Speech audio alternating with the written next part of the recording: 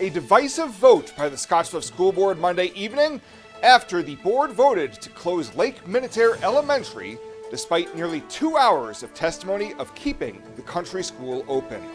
KNEB.TV News starts right now.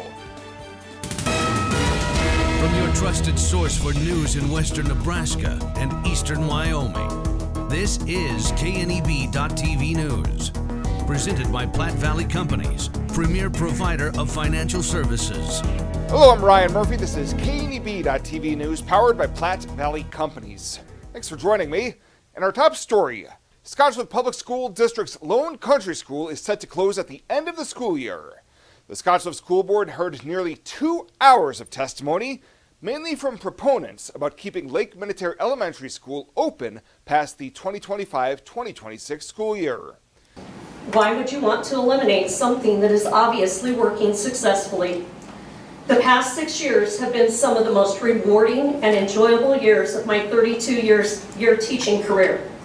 We need to stop looking at how much money can be saved by closing Lake Minatare and start remembering that we are here to do what is best for kids. This school clearly is performing well. Keep what you have that's performing well. Keeping Lake Minatare Elementary open, this district can continue to offer the big school education in town with broad programming and opportunities. They can also offer the small school atmosphere in the country at Lake Minatare. I believe that if Lake Minatare had the security to know that the parents had that security, to know that Lake Minatare is going to be there, you could have more kids in Lake Minatare benefiting from how special it is.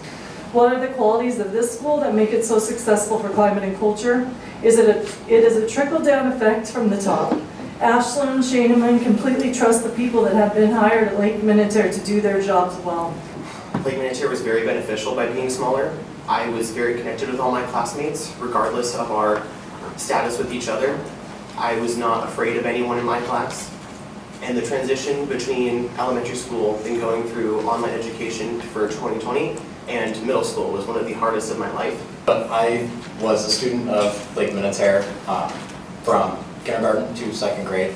Then in third grade I was forced to come to Longfellow, and I can say that what they're saying is very 100% true. Taking these students out of this school and then forcing them into another school is going to cause significant issues with their development and their learning. They're going to have problems. Our area of the school district provides $3.4 million in taxes, of your asking taxes to the district.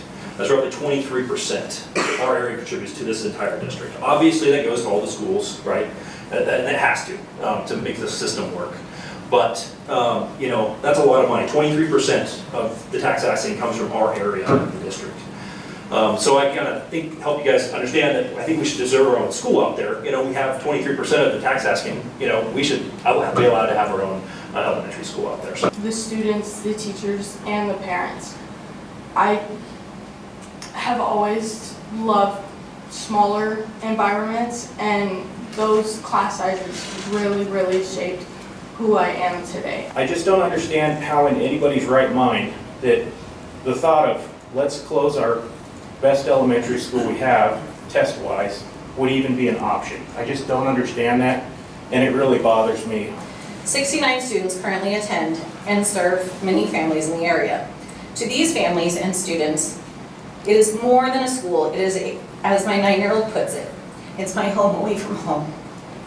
Lake Minatare is the heart of our community.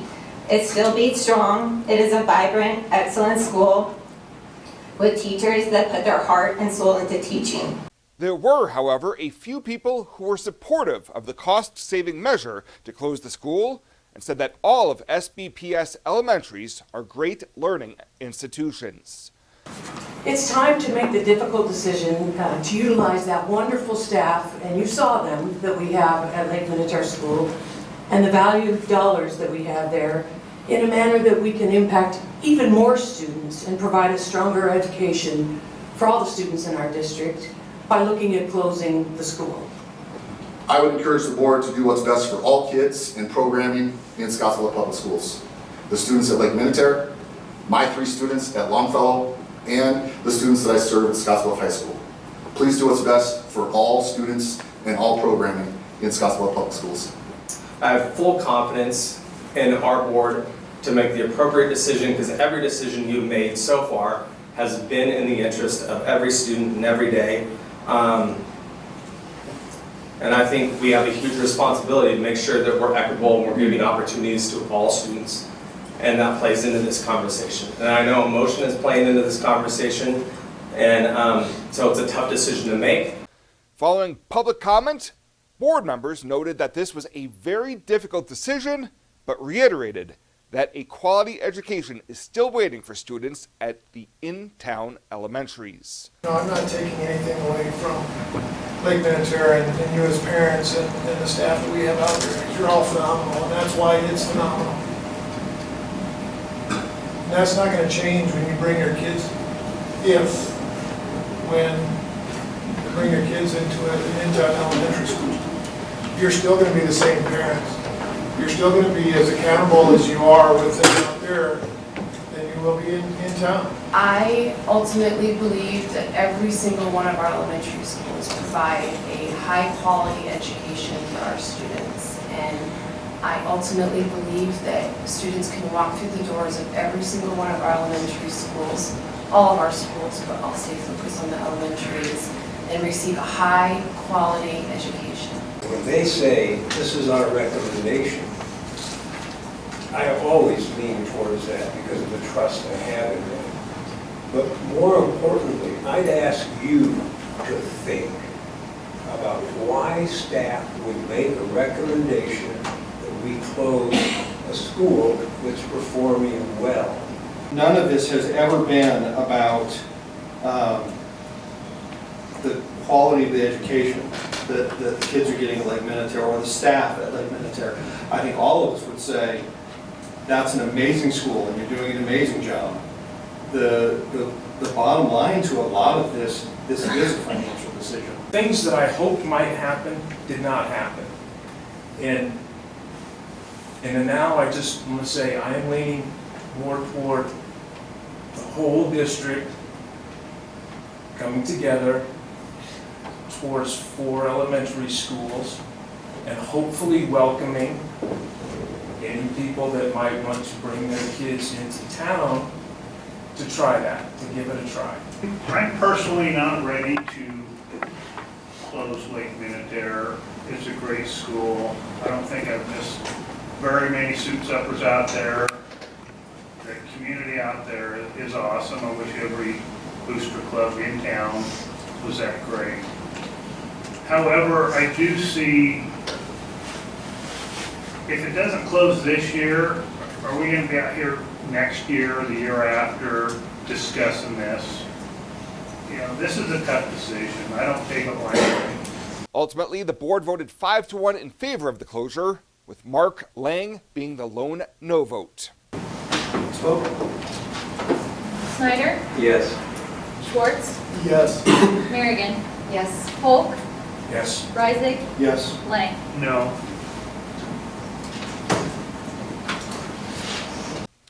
Following the meeting, many LMS supporters were seen crying, giving hugs, and mourning what could be the final chapter of the nearly 100-year-old school. We'll have more news right after this. At Platte Valley Bank, we want to help you take advantage of every adventure. We know you have plans, goals, and dreams. Let us help you with them. Whether it is building, buying, or renovating, we have the home loan or home equity line of credit to fit your needs. Stop in and see us at Platte Valley Bank and let us help make your dreams a reality. You belong here. Platte Valley Bank, member FDIC, equal housing lender.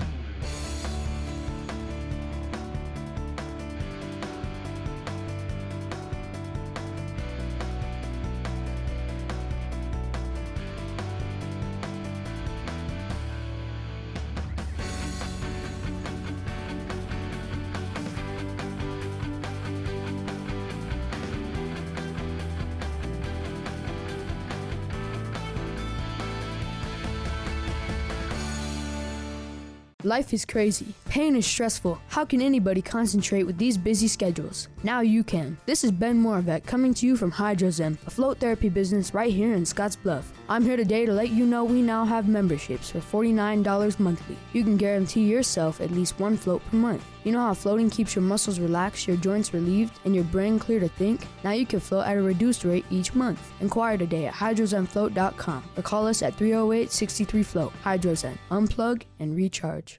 Welcome back. No injuries were reported Monday night from a residential fire in Terrytown, but officials say the structure was a total loss.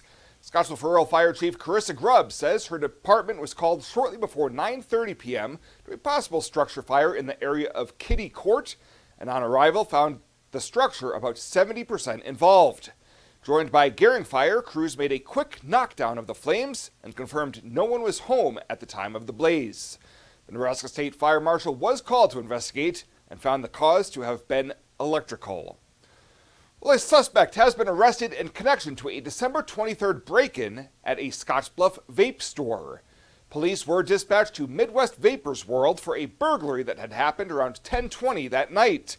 Surveillance video showed a young man break in through a window and entered the store 3 different times over the course of 16 minutes, stealing an estimated $1,200 worth of merchandise.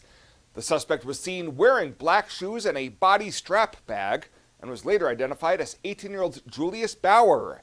He was arrested with bond initially set at $25,000 at 10% and was arraigned on the Class 2A felony burglary charge Monday afternoon in Scottsbluff County Court. And tonight, the Alliance City Council will hear about estimated cost for asbestos abatement at the former city power plant at 2nd and Toluca. In July, the city contracted with Burns and McDonnell for an abatement study, which was completed and submitted to the city staff last October. The planning level cost estimate for environmental decommissioning of the plant is just over $1.375 million, with more than $1 million in direct costs and $335,000 for indirect costs, including a 10% contingency fund.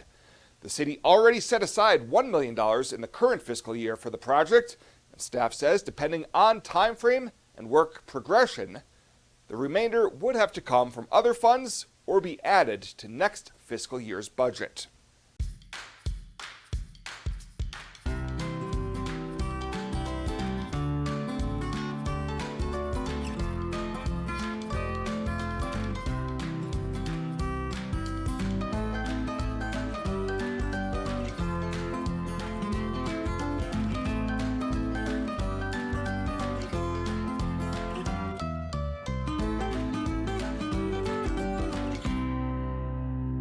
I imagined retirement in a place where we could enjoy our golden years, where adventure and friendship are the only items on the schedule. The Garden Homes at Northfield gives us the luxury we planned for and peace of mind when it comes to convenience, safety, and comfort.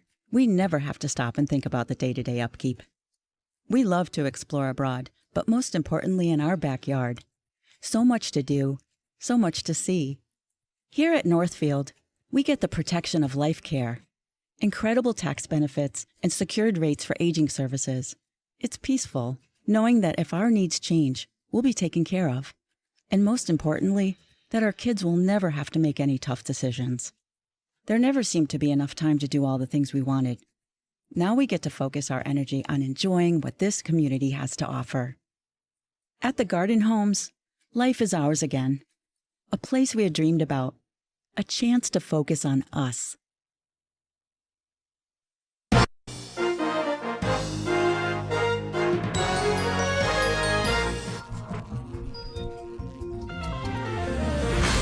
Good morning, I'm Lacey Shippey on the Rural Radio Network, and it's time to take a look at our midday livestock trade with livestock market analyst Kyle Bumstead.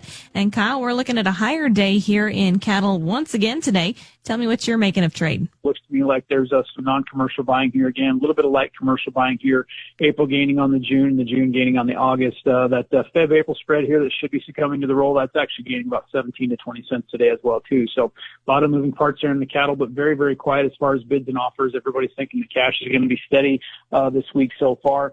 And looking at the feeder cattle side of things here, that's where it gets real interesting. We're going to see that index jump up here today about $9.20 to $9.30 here. There's still some cattle there that are in question there. That index is going to be up around that 362.28. Daily average so far is at 364.41 on 10,430 head. Yesterday we saw OKC was priced around 360, and that was up $10 from 2 weeks ago. Joplin was 348, that was up $3. We saw some sales in Iowa put in over 1,000 head at 383. We saw West Point average 396. And it's going to be interesting to see how some of the sales here go today. Well, we got Beaver, Oklahoma, and Kingsville, Missouri going today. Kind of had a target here, 360, and I think that might be a little bit too low. But before I make that jump to 370, I think we need to hold that 360 here for a few days. There's about 15,000 total head in the index, and yesterday accounts for about 2/3 of it. So there is that off chance that there's a possibility we can make a run at that gap at 370 at some point before expiration. But a little bit cautious though on these feeders, because last time we got caught up that high, we broke $50 in 9 days here, and the board's been trading higher every day for the past week. And it's about time for another rumor to surface here. So I am very cautious up here at these levels. There's been a lot of interest here as far as some hedging interest and as far as getting some downside protection put on here. But all in all, it's just another quiet Tuesday. That is livestock market analyst Kyle Bumstead here on the Rural Radio Network. Did you know you can leverage crop insurance to benefit your bottom line? Farm Credit Services of America can help. Choosing the right coverage for your goals can help maximize margins, strengthen your marketing strategy, and build a more resilient operation overall. As you plan for the season ahead, focus on more than just managing risk. Call 1-800-884-FARM to speak with one of our dedicated crop insurance officers. This institution is an equal opportunity provider and employer. The Nebraska FFA Foundation recognizes outstanding ag educators through the Golden Owl Award. Among this year's winners, Chad Schimmels, advisor at Eustis Farnham. He invests in his students, growing the next generation of leaders. We compete against schools that have 3,000 or 4,000 in their high school. And I tell our kids all the time, we can compete with anybody. We just have to outwork them. We have to be willing to work harder than they do. Learn more at neffafoundation.org. Today's message brought to you by LivestockMarket.com.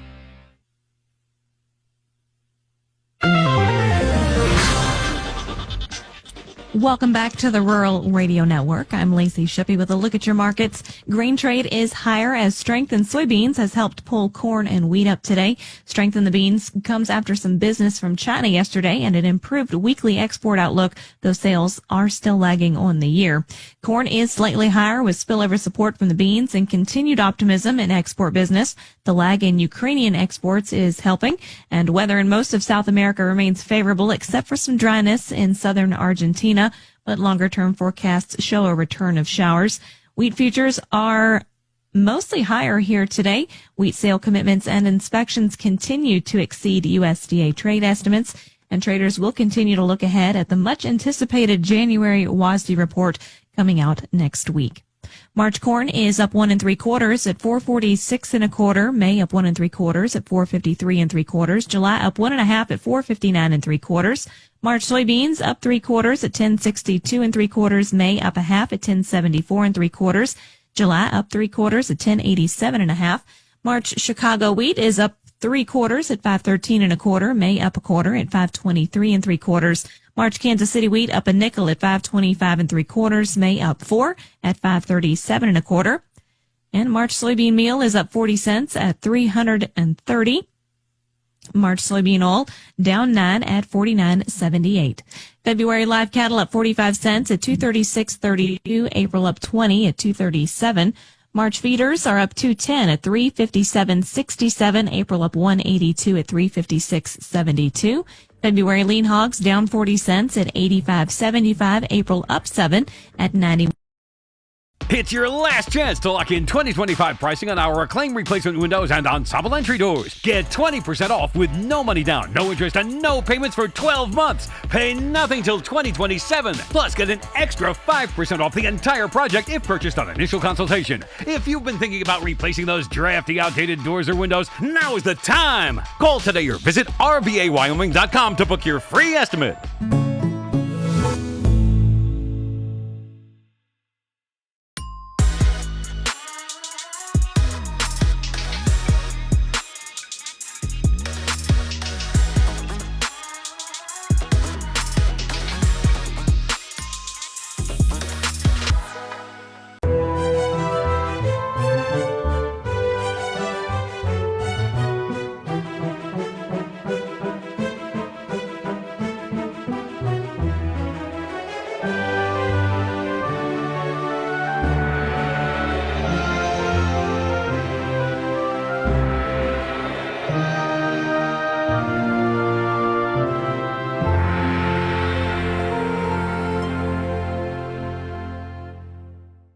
take a look at your community calendar, brought to you by Riverstone Bank.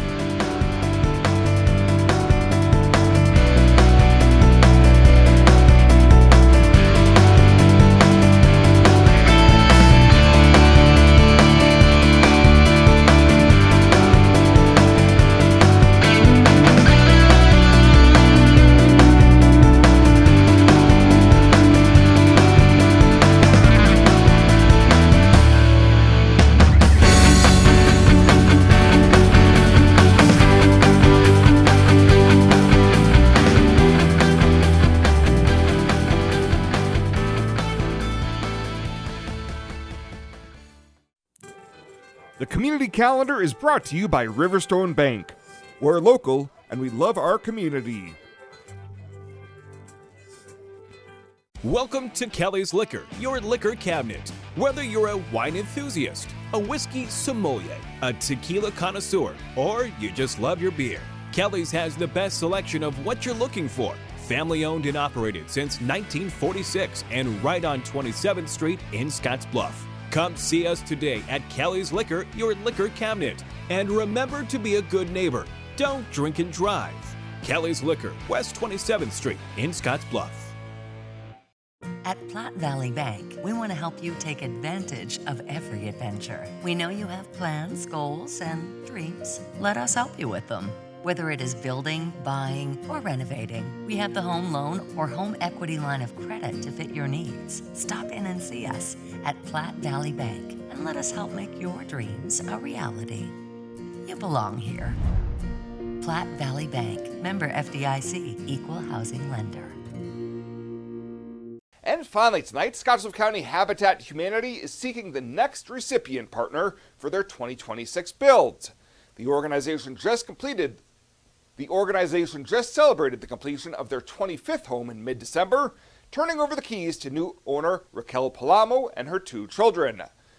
Habitat spokesman Kevin Mooney says the homes built by their members and other volunteers are not a handout, but a hand-up partnership. First of all, you're buying the home from Habitat, so it's a no-interest loan, and we carry the interest in the escrow, and you pay us back for it.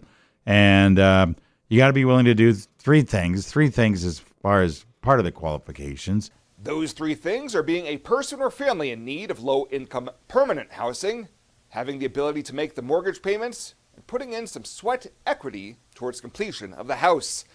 Applications can be picked up at the nonprofit's office at 511 West Railway Avenue in Scottsbluff and need to be returned to the office completed no later than January 30th. Well, that does it for us this time. Thank you so much for tuning in. Stay safe out there. We'll see you here next time.